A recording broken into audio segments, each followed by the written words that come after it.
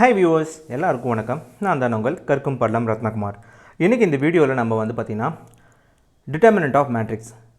மேட்ரிக்ஸோட டிட்டர்மினண்ட்டை எப்படி calculator use பண்ணி கண்டுபிடிக்கணும். இப்போ வந்து பார்த்தீங்கன்னா மேனுவலாக நான் வந்து இந்த மேட்ரிக்ஸோட டிட்டர்மினண்ட் வந்து பார்த்தீங்கன்னா -17 சொல்லிட்டு கண்டுபிடிச்சிருக்கேன். கேல்சியில் நம்ம எப்படி கண்டுபிடிக்கிறதுன்றதை பற்றி பார்க்கலாம். ஸோ ஆல்ரெடி லாஸ்ட் வீடியோவில் நான் வந்து பார்த்தீங்கன்னா 2 மேட்ரிக்ஸை எப்படி மல்டிப்ளை பண்ணுறதுன்னு பற்றி போட்டிருந்தேன். அதில் டீட்டெயிலாக கேல்சியில் எப்படி வந்து பார்த்தீங்கன்னா மேட்ரிக்ஸ் ஆப்ஷன்லாம் செலக்ட் பண்ணணும் அப்படின்னு சொல்லியிருப்பேன். ஸோ இன்கேஸ் நீங்கள் பார்க்கலன்னா டிஸ்கிரிப்ஷனில் லிங்க் கொடுக்குறேன், நீங்கள் அதை போய் பார்த்து தெரிஞ்சுக்கலாம்.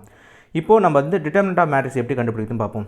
ஃபர்ஸ்ட் ஆஃப் ஆல் வந்து பார்த்தீங்கன்னா கேல்சியை பொறுத்த வரைக்கும் நார்மல் மோடில் இருக்கா இல்லை மேட்ரிக்ஸ் மோடில் இருக்கான்னு சொல்லிட்டு நம்ம கண்டுபிடிக்கணும்.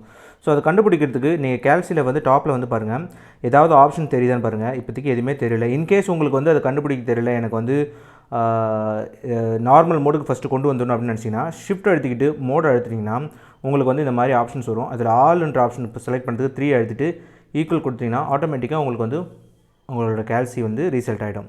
ஸோ நீங்கள் எந்த ஆப்ஷனில் இருந்தாலுமே சரி, ஃபார் எக்ஸாம்பிள் ஈக்குவேஷனில் இருந்தாலும் சரி, இல்லை மேட்ரிக்ஸில் இருந்தாலும் சரி, இல்லை வெக்டாரில் இருந்தாலும் சரி, காம்ப்ளெக்ஸில் இருந்தாலும் சரி, ஆட்டோமேட்டிக்காக நீங்கள் ரீசெட் கொடுக்கும்போது நார்மல் மோடுக்கு உங்களுடைய கேல்சி வந்துடும்.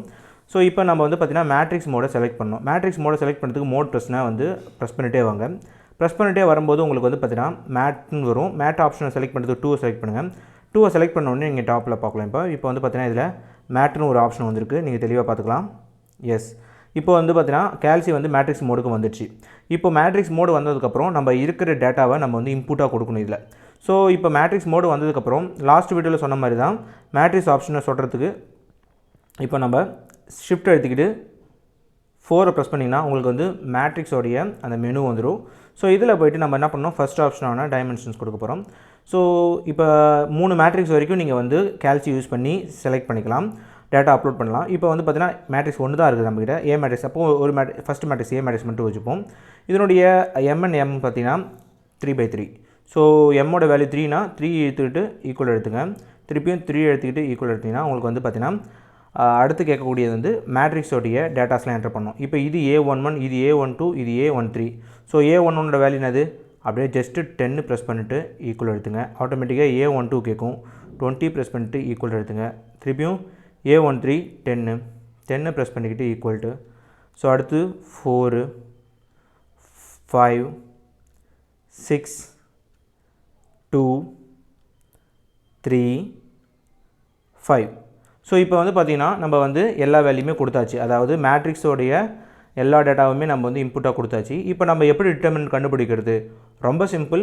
நம்ம திருப்பி மேட்ரிக்ஸ் மெனுக்கு போகணும். ஸோ மேட்ரிக்ஸ் மெனுக்கு போகிறதுக்கு நீங்கள் என்ன பண்ணுங்கள், ஷிஃப்ட் எடுத்துக்கிட்டு 4 ப்ரெஸ் பண்ணுங்கள்.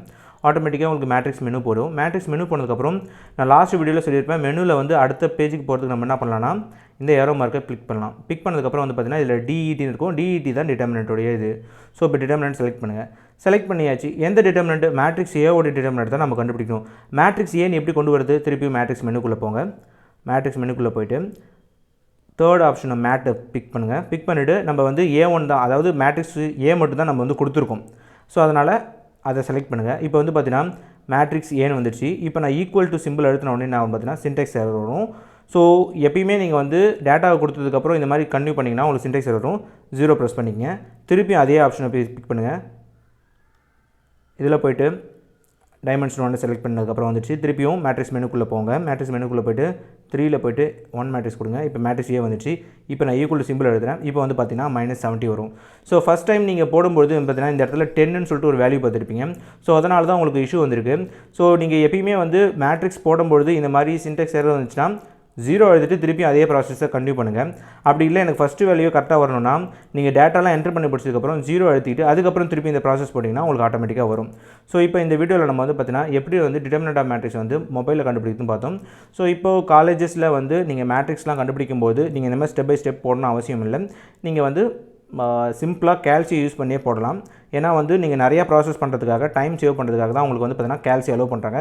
இதுவே +1 +2 இருந்ததுன்னா உங்களுக்கு வந்து அலோவ் பண்ண மாட்டாங்க. ஸோ அதனால் நீங்கள் வந்து கேல்சி யூஸ் பண்ணிக்கலாம். காலேஜ் ஸ்டூடெண்ட்ஸ்க்கு இது ரொம்ப யூஸ்ஃபுல்லாக இருக்கும்.